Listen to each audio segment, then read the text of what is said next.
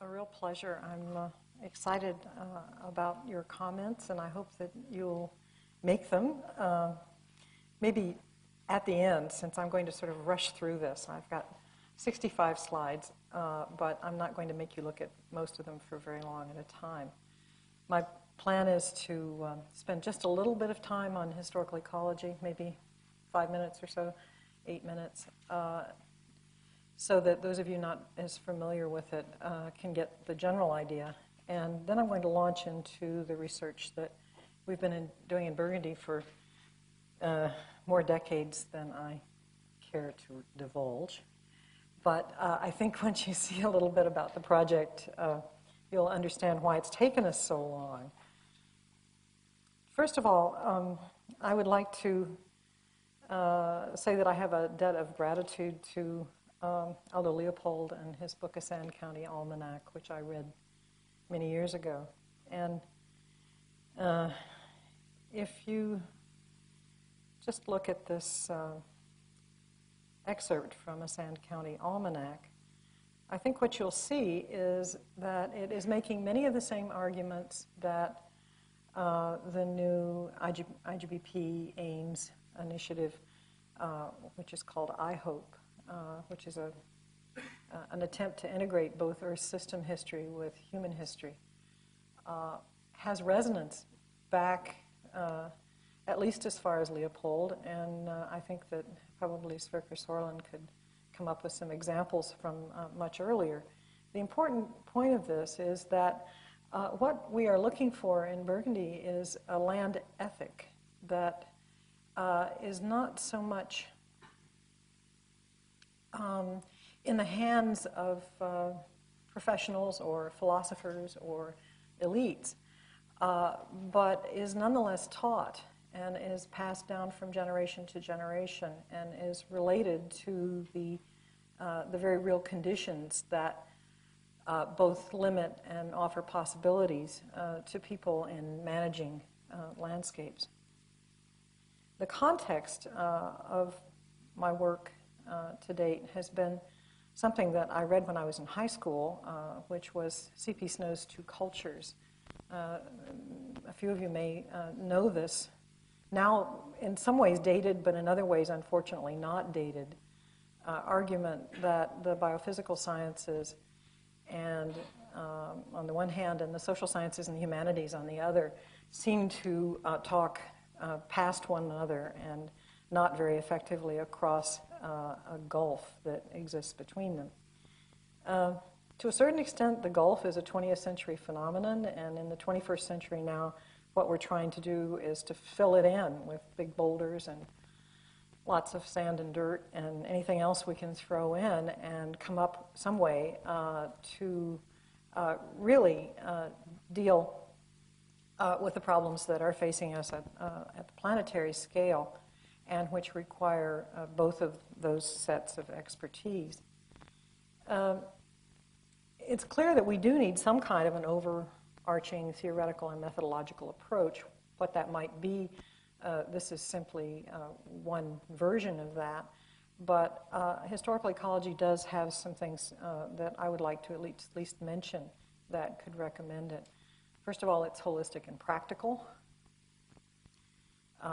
It takes in a lot of time and space. We're not afraid of both short-term history and deep history.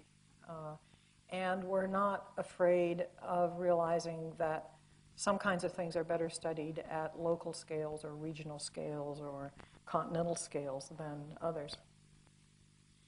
The term is one that we coined with the idea that it would make both ecology and history sit up and take notice. Ecology, because humans have not traditionally been considered part of ecosystems, and ecologists rarely know very much about how human activity is involved and oftentimes wish that it weren't, producing reserves where people are not supposed to be a part of the whole thing. But history needs a little bit of refurbishing too, in the sense that Earth system history is going to be equally important to the study, as well as the social and the biophysical part that is the past of our own species. Historical ecology draws on a broad spectrum of evidence, both biological and the physical sciences, also ecology and the social sciences and the humanities. We have very much defended the possibilities of researchers to continue to follow the protocols in their own research areas and to work up a scheme for negotiation on how those researchers would work with others. And this builds consensus among collaborators. We seek a kind of an interdisciplinary approach rather than just sort of plastering together a bunch of different disciplines and calling that a research result. And also including the larger public, not just academics. One of the things that I would like to say about this kind of collaborative research is it has to begin with the research design. It can't begin later on in the process, that it's really important that everyone bring their expertise and their understandings to the table. Another characteristic of historical ecology is that we believe that traditional environmental knowledge is science and that it needs to be integrated into the scientific framework in a very real way. We assume that landscapes result from a whole bunch of different factors operating over long periods of time. We use landscape as the unit of analysis, not only because it is widely used already in a lot of different disciplines, but also it seems to be at a human scale. And so that makes it a powerful platform for integrating everything from global scale climate change down through microscopic analyses that are going to be important as well. And also, it reminds us that landscapes are mosaics and not nested in hierarchical structures. We tend to think of hierarchies all the time in terms of the way that we pursue scale. But actually, cross-scale issues are a lot more important, particularly if we think about all of this work in a complex systems context. And there's also a lot of room for politics. Landscape history is, to my way of thinking, kind of a congealed politics that can be unpacked by following the trail, if you will, of the struggle over resources. When we think about modeling a coupled Earth-human system, there are certain kinds of things that I think we have to remember, and this is a challenge, I think, to the research that I hope and other integrative communities are facing. First of all, there are cultural models, and Leopold's land ethics is an idea, a kind of a way of thinking about people's views of the world, views of nature, views of their work in society. And they are based on empirical analysis. People who plant things and watch them grow and harvest them over the seasons and the years learn empirical lessons that can be applied in practical ways and are in many ways as valid as any other kinds of models. Now, the other sorts of models, the bigger class of models, would be ones that test assumptions about system drivers. And that's done by changing parameters, and they offer relatively simple ways to describe really complex systems. And this is a good first approximation, but if we're going to integrate those kinds of models, what we have to do is to figure out how to be flexible in using both of those sorts over time and space. So we try to combine those modeling approaches and also to remind those who work on models at the global or continental scale that local and regional scales have much to offer, and that we don't simply model up in a hierarchical fashion the things that we learn at local scales, any more than we would expect to be able to model down and take in all the variation that we find at the regional and local scale. So what we have to do is to have a more flexible way of thinking about the mosaics that are both human activities and the biophysical world. There's been a really wonderful response to historical ecology since its launching in the early 90s. And if you Google historical ecology, you'll come up with something like 5 million hits. Not all of them immediately relevant, but I would say probably the first 300 or 400 would give you a pretty good idea of the different venues in which historical ecology has proven useful. The work that we've done in Burgundy has tried from the very beginning, at least in part because my primary training is in archaeology, and I've worked in geology and climatology as well, and I teach in an anthropology department. And to tell you the truth, I began college as a classics major in Latin. So my own history is a little bit spotted. And it's probably not surprising that my research project has taken up all these things that I found interesting, and that I've not really been willing to drop any of them. And so I've been just, like a basket, I've been collecting them in our project in France. The way that we organize our data, at least the spatial data, obviously this doesn't work for non-spatial information. But this is very important, I think, for long-term studies, is to have some kind of a geomatics framework. And our data layers are now up into I think we have 138 data layers right now in our GIS system, and my colleague Scott Madry is in charge of that.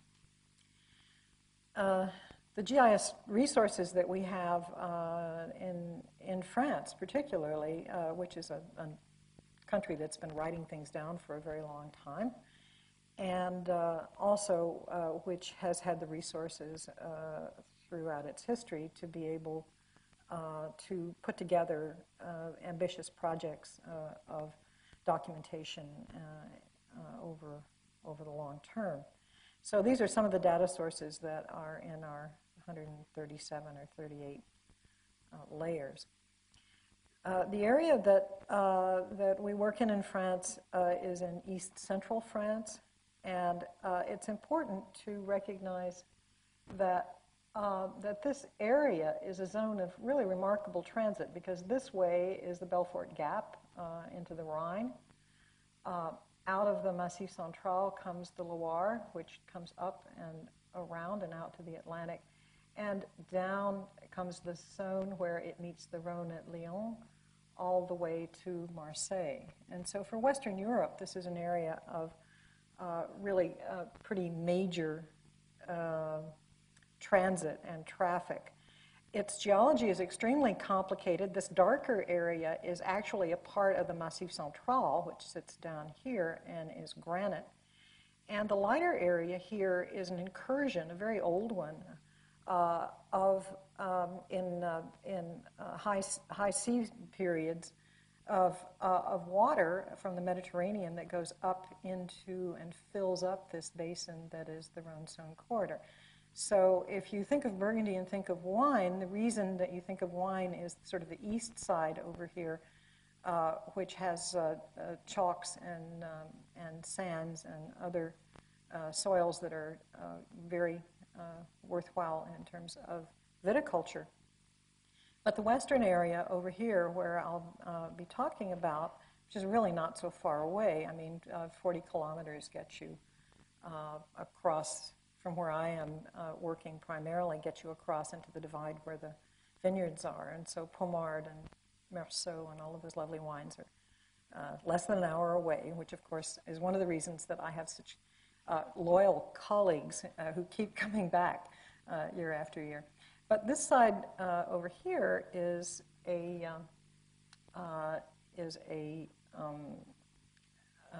Charolais beef cattle country.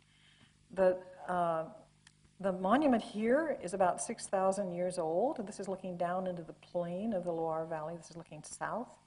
So this dolmen, which would have been erected in the Mesolithic, late Neolithic, is standing here. There's a medieval cross on top of it. The farm in the background was probably there in Celtic times 2,500 years ago, and has buildings still standing from the 14th and the 15th century. So that this is a landscape that if you're going to unpack a landscape, you might as well try it here. And also, even linguistically, the difference between Languedoc, where si is yes, and Languedoc, which is oui for yes, is a kind of a compromise zone here called Franco-Provençal, which is also where we find Burgundy. Three major climate regimes meet here: the continental, with a high over Siberia, the maritime or the Atlantic, with its high over eastern North America, and the Mediterranean with its high pressure area over the Azores. And so in Burgundy, we see these three climatic regimes coming together.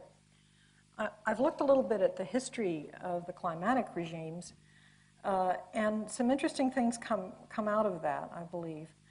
First of all, there's a rather cold period between 1200 BC and 300 BC where Atlantic and continental regimes dominated. These are both temperate regimes, dominated Europe pretty much in its entirety, and the Mediterranean regime is quite a bit further south.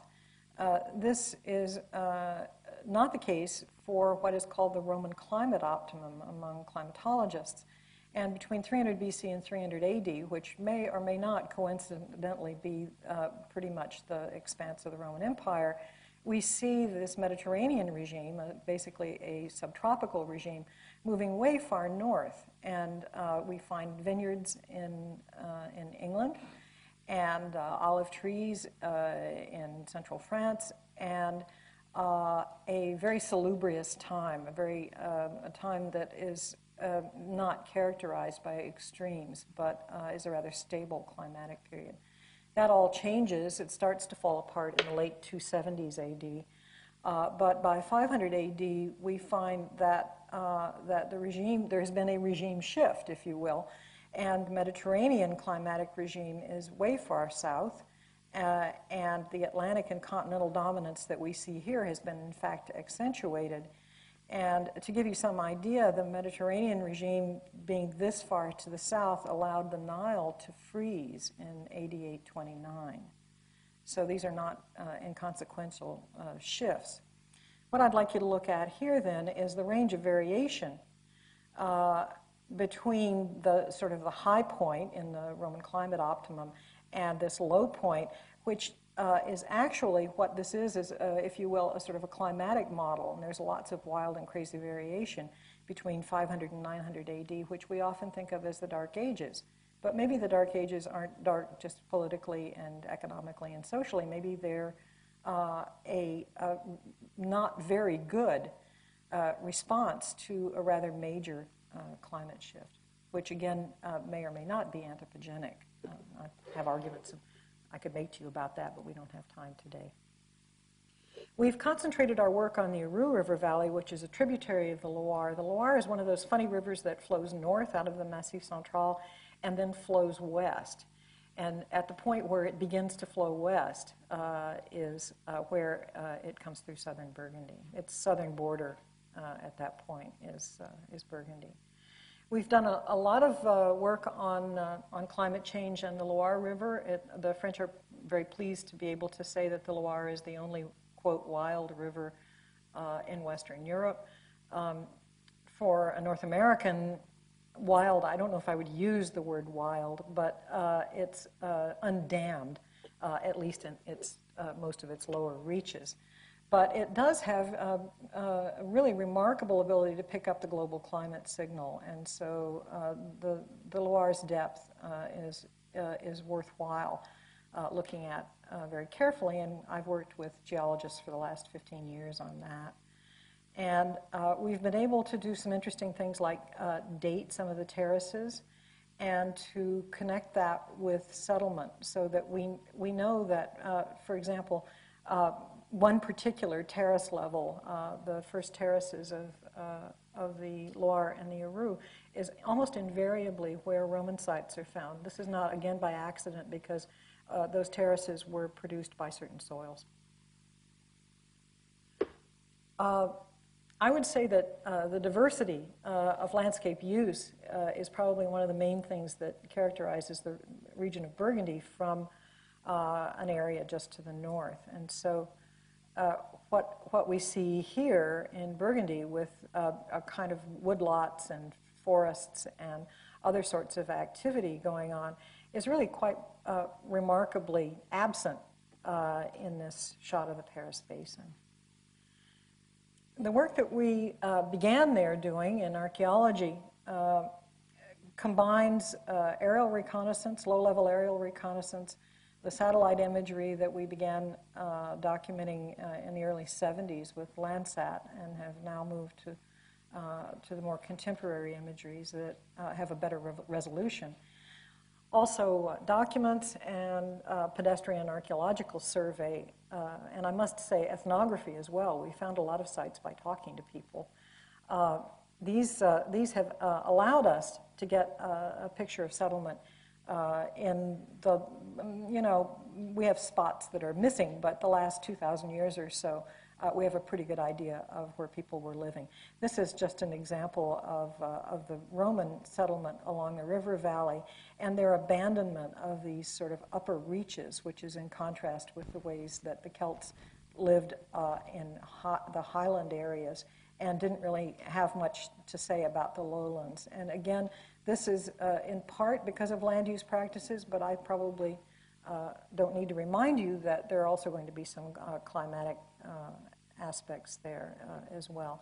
This is a villa that we found and unfortunately got money from the American NEH, only in time to discover that this gravel mining operation had been able to do away with it while we were getting the money for it.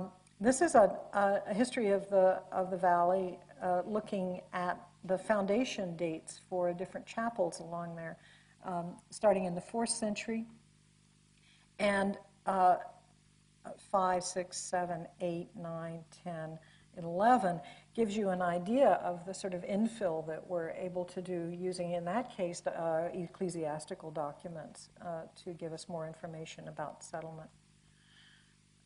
This is a Celtic hill fort. Maybe you think about the Celts as being only in Ireland and Scotland and places like that, but in fact, the Celts were all over Europe before the Romans were there, from Hungary to the Atlantic facade, and from Scandinavia all the way to the gates of Rome were Celtic peoples of different sorts. And so one of the things that we've been able to do then is to look at how their settlement changed over various periods of time, including the arrival of the Romans. I began concentrating on this particular hill fort, which is just south of the Aeduan capital. The Aedui are the polity that controlled Burgundy. And what is interesting is that we see a kind of recursiveness in political boundaries over hundreds, if not even thousands of years. So they show up again and again in many of the same places. And again, the answer to why that might be is not only cultural and economic, but has to do with things like soils and elevation and lots of other things. We spent 5 years or so of our project excavating the top of the hill fort, where we found this enormously long occupation from about 1000 BC until around the 14th century. And this is a very popular area. People come here today to do all sorts of things. This is a Midsummer's Eve gathering here. There's a local man who has become the sort of local druid, if you will, telling people about druidic activities on the mountaintop, which people seem to adore. He's also an amateur archaeologist that has given us a lot of local information. We've been able to, knowing where sites for important sites for periods are, we've been able to reconstruct the Celtic road system before the Roman conquest, and then the Roman road system afterwards. The hill fort of Bibracte, the Aeduan capital, is here, and this is the Roman town that the Bibractians were moved to by the Romans about 12 BC. And so we can see a sort of shift. This is AD about 250. And we can see a shift of the road system away from the central focus here to a new central focus there. The roads continue. This is a Celtic road, and so is that one. We have an enormous amount of information about farming history. And while not alone is it very robust, what we do have are enough indications at larger scales to be able to at least test that against the kind of data that I'm going to show you in a couple of minutes. We have lots of wonderful documents, again, thanks to fanatical record keeping on the part of the French here, and that allows us to do a lot of interesting demographic work. This is a very nasty period of the Little Ice Age from 1690 to 1700, and the years 1693 and 94 were the sort of the depths of the Little Ice Age, if you will.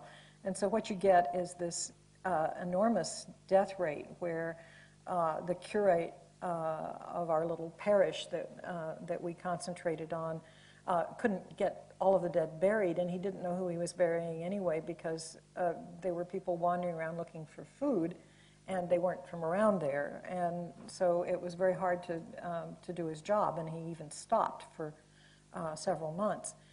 And then what we see is there's, of course, comparative drop in births, but again, a resurgence following a resurgence in the marriage pattern here. And J.R. Russell's work at Givry in the 1950s shows these same kinds of patterns where the human population is remarkably resilient. And 150 years later, the upward movement of the population has completely replenished itself, even though 60% of the people in Givry died. There are wonderful local amateur historians, and I am most grateful to them because this man is a retired tax collector, and because he had to look at lots of old maps in his career, he can read this text, even though it's in Old French and very strange handwriting. And he also is a person whose own family property, as you'll see in a second, offers us some very interesting information. His family's house is right here, built about 1800, which is rather late for this community, because the first of at least the buildings that we know was right along here and dates to about the 14th century. And this is a 15th century house, 16th, 17th, 18th, 19th, etc. So what we have is one of the early communes. These are people who banded together to buy property and manage it collectively. And so the collective ownership then is communal in all of the things, all of the ways that we think about it, and allowed them to amass a great deal of property. And probably at its heyday, this particular communauté would have had maybe up to 70 or so people living there and working together. It would have been organized by a master who organized the men's work and a mistress who organized the women's, but there were rules. They couldn't be married, for example. And so there was a kind of a political organization that in many ways mirrored the kind of collective work. This farm site overall is probably one that, because of its position on the landscape, was also Celtic, and we found lots of archaeological material around here. And this is because it's in the lee of the mountaintop of Mont Dardon, and it faces southeast.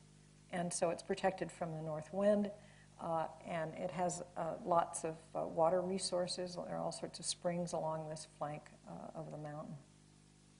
We've been able to do quite a bit of architectural history. This is a barn from that communauté, parsing which sections of it were built when.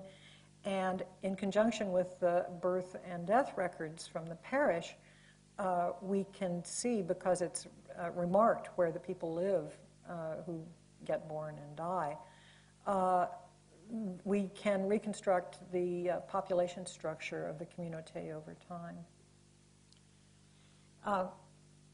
Here's where the scientific work comes in, I think, very strongly and joins the historic materials I've been talking about.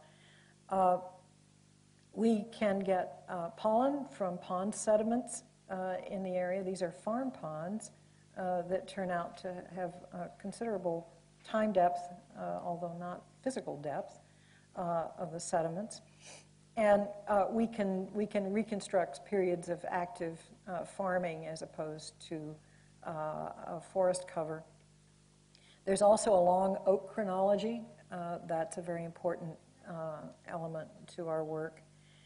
And we have been able to connect the materials, the historic materials, with management strategies, if you will, sort of paleopolicy decisions back into the Middle Ages in France. France and Germany, and then only later on England, led in producing huge tomes that everyone read in the 16th and the 17th century on forest management.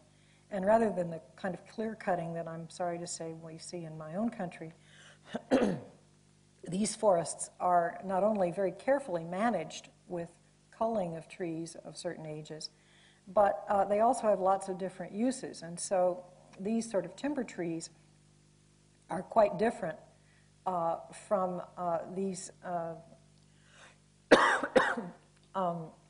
Betula-related species that are used for posts and for firewood and other sorts of things.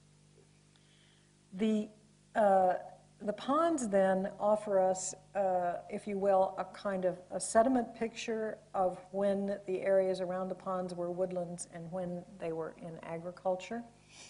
And we also can date those sediments in various ways with absolute dating procedures. This is a lovely little chateau in the area which has had a pond on it. It would appear since at least about 1100 AD. And so what we are able to do then with this kind of work is to have scientific information about what was going on there, but also a remarkable amount of historic information. And this is a map belonging to the Cassini series. They mapped all of France between about 1758 and 1762 at 1 to 25,000, which is a remarkable accomplishment. And here is Mont d'Ardon, and here is the Arroux River, going down like this. And then also they have very thoughtfully put in where all of the forests are. And so the pond that we were just looking at is right over here, and we see some forest there at the time. We also see where all the ponds are. You see that's a little pond right there. Here's another little pond. And some of them have a kind of little sort of a funny, roly-looking thing on it that indicates there was also a mill. And so we've been looking at ponds and mills with the idea that we could do two things. We've discovered from medieval documents and ethnography that ponds were very important. And the reason that they were important, it wasn't just, for watering the stock or other sorts of resources on the farm with reference to plants, but the humans were being stocked with protein from these ponds, and they were eating carp and salmon. salmon came out of the Atlantic, up the Loire, and then up the Arroux River. And it was so plentiful that some of the day laborers in the contracts that we found made sure that their major complaint was heard by saying that they wouldn't sign the contracts unless the seigneur gave them only 3 days a week of salmon eating. And so this shows you that, that not only can you get sick of anything, but that these ponds were serving a really important resource. And so this was very important, given that we also see a way that capital investment in large animals, in cattle, in sheep, whatever, don't necessarily have to be used up by the family, but in fact, we're looking at sort of commercial possibilities of some order. We also know that they sent trout and carp and salmon down to the great chateau of the Loire in barrels alive. And so suddenly these ponds look a lot more interesting than they did before. And this is one of the reasons that we have a considerable amount of information about them. The green shows you a pond that existed on the 1759 Cassini map. The purple shows you a pond that was there in 1834. What we've been able to do is to find out what the pond history is. And it's not just that there were ponds and now there aren't. On the contrary, there were ponds and then there weren't ponds, and then there were ponds again, and then there weren't ponds after that. Or maybe now there are ponds again. But what this shows is that it could be climatically related in terms of how much water there is, and it could also be economically related. And as we put together this chronology, we're going to be able to tease apart those two things. This is a contemporary site of an historic pond. These are mostly large grass-fed animals that are part of the history of Burgundy. In Celtic times, at the time of the Roman conquest, it was horses. And today it's cattle and sheep for the most part. The Carole breed, which is considered, I think, an important delicacy in the world of meat, very tender, and the animals are easy, pretty calm sorts of animals. That breed was elaborated in the 17th century in Burgundy. One of the things that has troubled us is that herd size and structure is the way that European Union subsidies are organized. And so for a very long time, the subsidy has been on cows and calves, which encourages farmers to increase herd size. When I began working there, it was easy to find farms that had lots and lots of different kinds of animals. Today, there are many fewer farms that bother to raise small animals because no one really has time. This lady is fixing up, I must admit to you, a rabbit stew. And this rabbit, whose name is Chocolat, gets a bar of chocolate every morning from his master here. So they both love them and eat them, I guess, is the message there. There are still live animals that can be found at the weekly markets. And although there are people who still make goat cheese, there are many fewer than there were even 20 years ago because the EU dairy, the requirements for the physical dairy itself have been so stringent and cost probably no less than about 30,000 euros to convert a traditional dairy, that a lot of people like this lady, either stop doing it or do it, as the French say, en noir, under the table. All of the farms, not even just the majority, are family-owned. And a really delightful discovery that we've made is that by studying, doing ethnography, essentially, of gardens, we've been able to see what traditional farm practice looks like. And so the little tricks of the trade, if you will, that gardeners still use and pass on from one generation to another are in many ways a kind of a place of memory, as Pierre Nora would say, for how that landscape could be managed if you were thinking about the integrated relationships among them. This gardening tradition is true for all over Europe, and I expect that if one looked pretty closely at gardening in Sweden or gardening in Germany or wherever, that we would find very much the same kind of thing, that gardeners have no reason to abandon those perfectly good pieces of traditional knowledge that they've gained in gardening practice. And keep in mind that Burgundy, and for that matter, most of Western Europe, has 6,000 years of agrarian practice. And so this is something that has intrigued us in that how did they keep it going that long? And did they keep it going that long? Is there some way that we can see where the failures are as well as what are obviously the successes?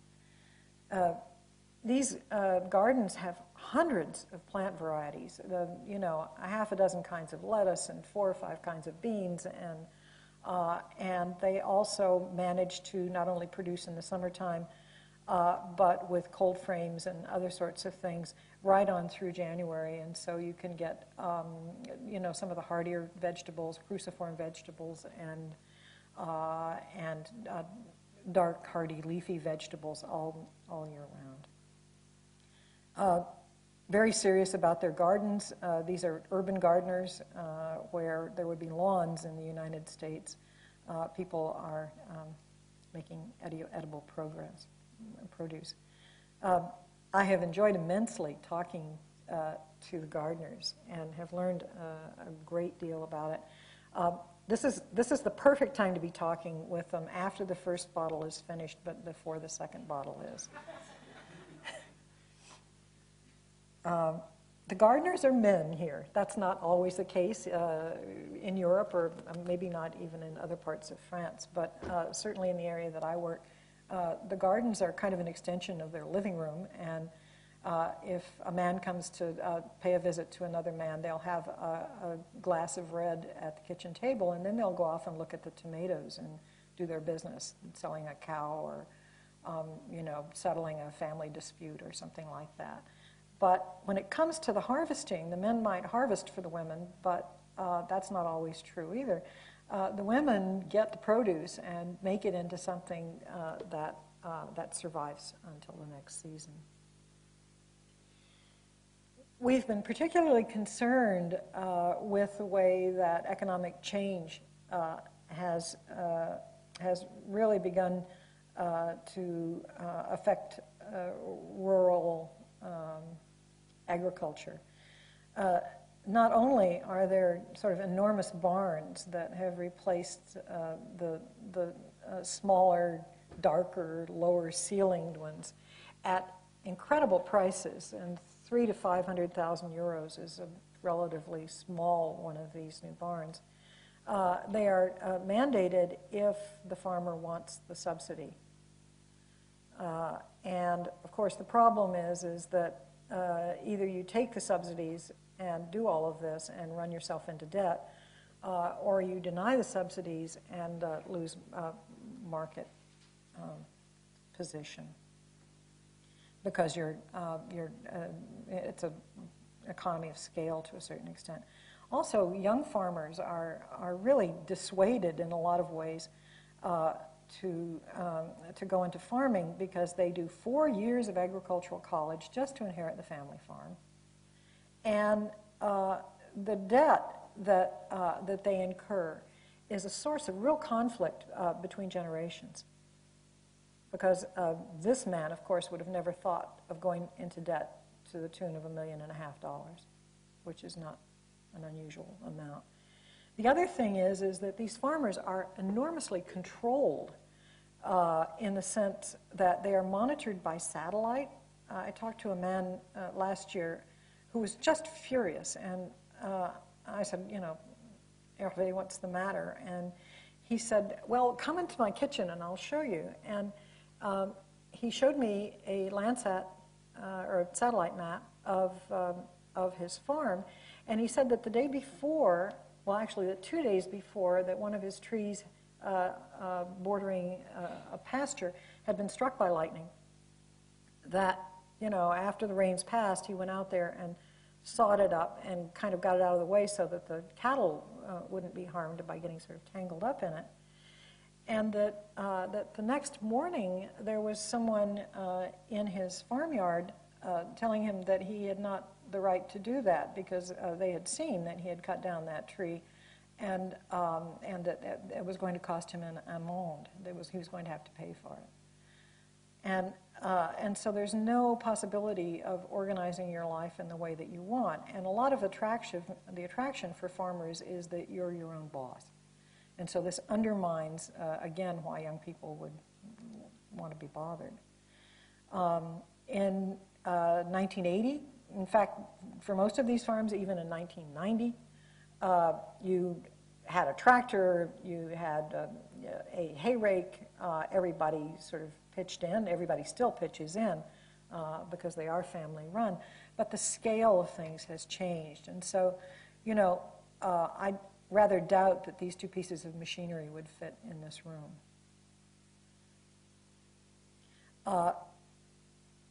The real problem, it seems to me, of this policy in this area is that the climate variability, as we've already seen historically, has begun to reassert itself in very near time past.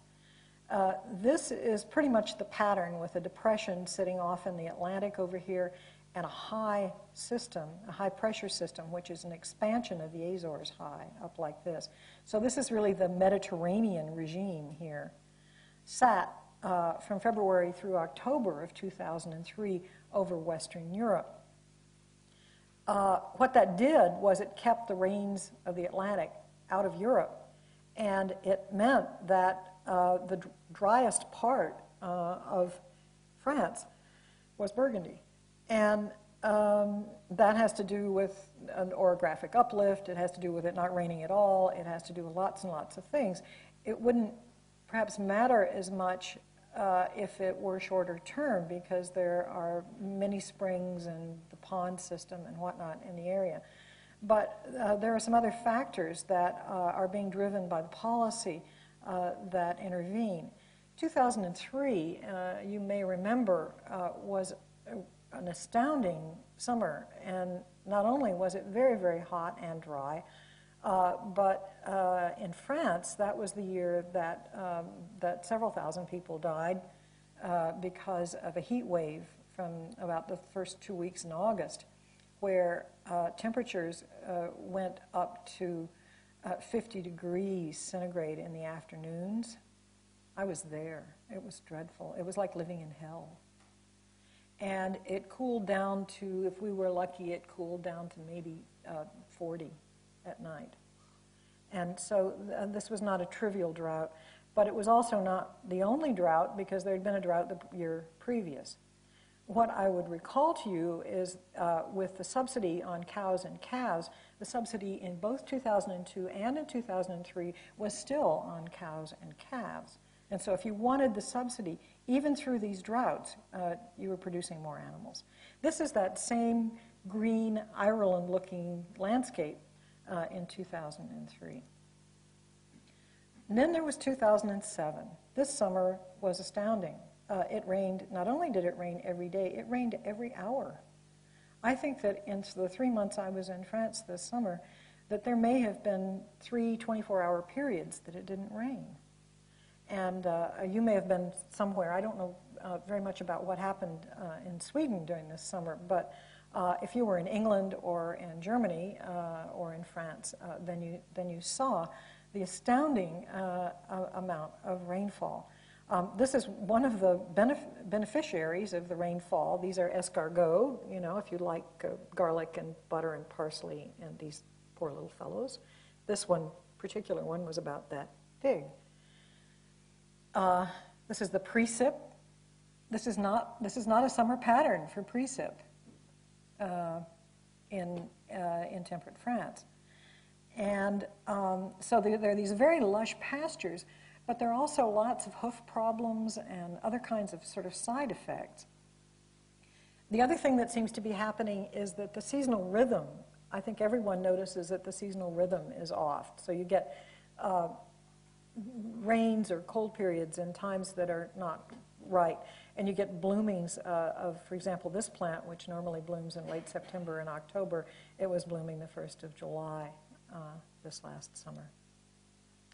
So our argument with reference to EU policy then is that it really affords farmers very little flexibility. There is no attempt at connecting the local and the regional to the policy, and that seasonal variability, which can only get worse, I think, with global warming, will produce a situation which is, a recipe for disaster.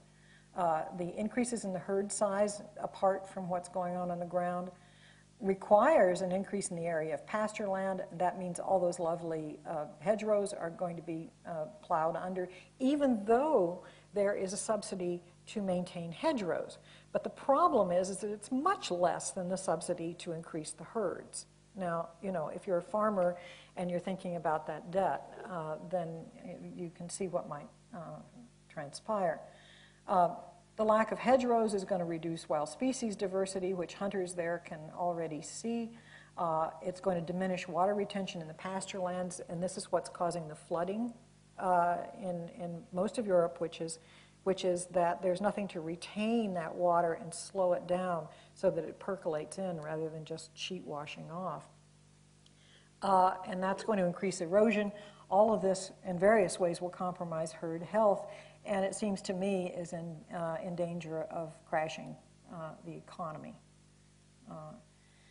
So using historical ecology, we've marshaled a kind of a collection of practical and conceptual tools to look at this kind of change and to link it from the local right up to the policy level, not just EU policy, but also to global climate change issues.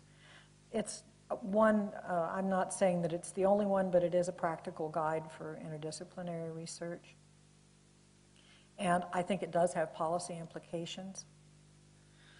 And just to leave you with the idea that a lot of the information that we have and that people who are still alive have about how to manage that particular part of the world is going to go with them. And that what we have to do is to figure out how to tell policymakers that we need to marshal this kind of evidence, study areas region by region, and to begin to see what kinds of regional circumstances should be a part of that larger policy. It doesn't mean that we have to do away with the European Union's agricultural policy, but that it must be modified in some practical way so that this information, which we are going to need, I think, pretty soon, if not already, won't be lost. And I'll leave you with the question of whether or not we can pull it off. Thank you.